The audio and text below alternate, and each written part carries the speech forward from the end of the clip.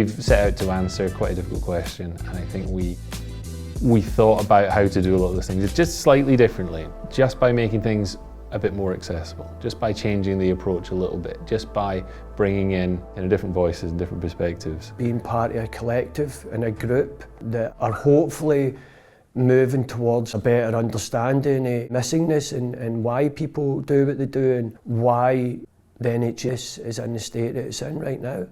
I think the awareness is still probably the biggest thing about this project. Getting a shared language to articulate and start to describe some of the variables that serve to keep people missing, and then taking it round our leaders. It does really feel like we have managed as a team to make something visible. So many colleagues saying, yep, this has articulated what we've all been experiencing, either as professionals, as clinicians or people in the third sector, or as patients. That group's galvanised, I think, a movement. Yes, it might have just been an academic exercise, It will be reliant on governments, it will be reliant on, practitioners, but it sowed the seed for change and validation. What I will probably take forward from this is any research work that I do going forwards.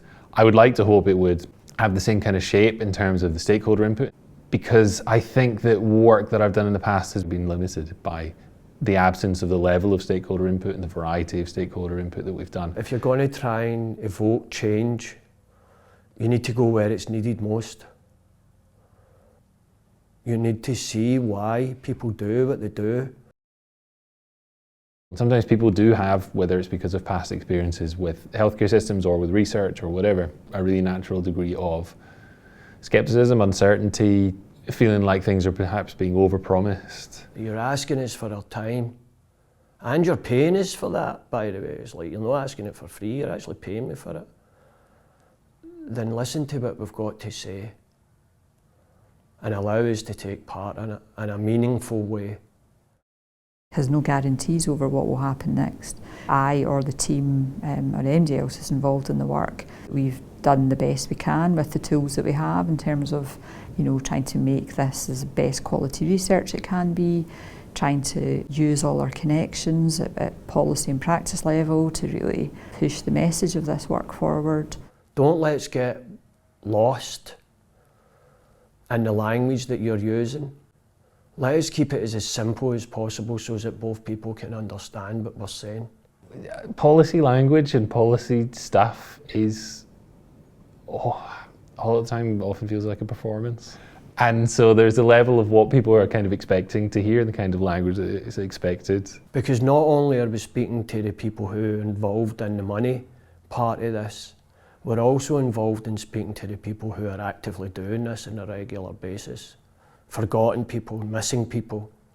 Ultimately, what we would like to see is people feeling that the health service is for them. It's designed for them in mind and gives them the things that they need. It should be for everyone, and I think we can achieve that, but we need the willingness and the people to say, yeah, we can do it.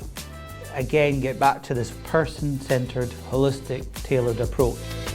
I think this project has a good chance to do that. At the moment, we've had conversations with the people that actually decide primary care policy. And really importantly, we've also had conversations with the third sector. We've had conversations with people across the Royal Colleges, we've had conversations with the Chief Medical Officer. At that level of policy, then people in all sorts of different areas then pay attention. We're at a point now where people are receptive, and I'd like to think that this research will play a pretty big part in getting those resources to people to make those changes.